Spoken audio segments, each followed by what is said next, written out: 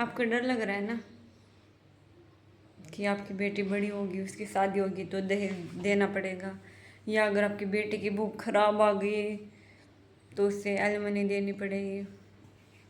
डर है ना ये आपको, और भाई आपको भी डर है कि वो मुझे बहन को दहेज देना पड़ेगा या पत्नी को एलिमनी। ना बहन को दहेज देना चाहते हैं, ना पत्नी को एलिमनी देना चाहते हैं, ना बहन को प्रॉपर्टी में राइट देना चाहते हैं। लड़की करे क्या? जो लोग बोलते हैं ना कि लड़की को दो दो जगह प्रॉपर्टी मिलती है, बाप की भी मिलती है, हस्बैंड की भी मिलती है, कागज में है वो नहीं, हकीकत में कहीं नहीं। बताओ कितने लड़कों ने अपनी बहन को प्रॉपर्टी दी है? बोलो कितने लड़कों ने बहन को प्रॉपर्टी दी है? और आपको अगर अपनी लड़की की इतनी चिंता है ना, जैसे जितना काबिल बेटे को बनाते हो ना, जो उनके लिए करते हो, तो वो लड़कियों के लिए करो। आपका लड़का नहीं पढ़ना चाह रहा, लड़की पढ़ना चाह रही है, तो उसमें भी लड़की को सुना देते हैं कि हमने तुझे पढ़ाया, भले लड़का अपनी मर्जी से नहीं पढ़ना चाह रहा हो। रही बात प्रॉपर्टी की, तो वो तो लड़कियों को मिलती ही नहीं। कुछ भी विरासत हो जो परिवार की हो, लड़कों को ही मिलती है, कहाँ मिलती है लड़कियों को।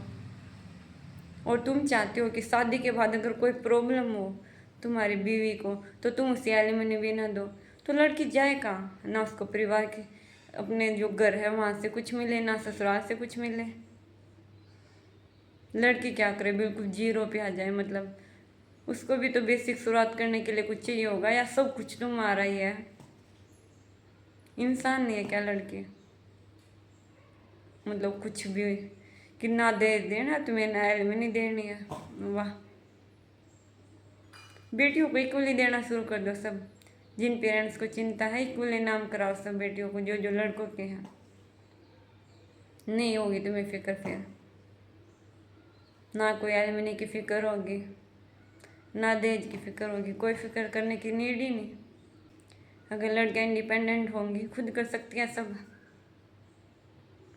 नहीं जरूरत नहीं तुम पर आश्रित रहने के। और दहेज भी क्या? दहेज का सिर्फ रोना रोते रहते हो। क्या दहेज? लड़की को क्या देते हो? अगर शादी से पहले लड़की मांग ले कि 5-10 लाख रुपये से बिजनेस शुरू करना है, नहीं दोगे? शादी पे खर्च कर दोगे, लेकिन उसको कुछ बनना है, कुछ ज़िंदगी में करना है, तो उसे नहीं दोगे। और वो दहेज भी ससुराल वालों को देते हो, लड़की के नाम क्या होता है उसमें से?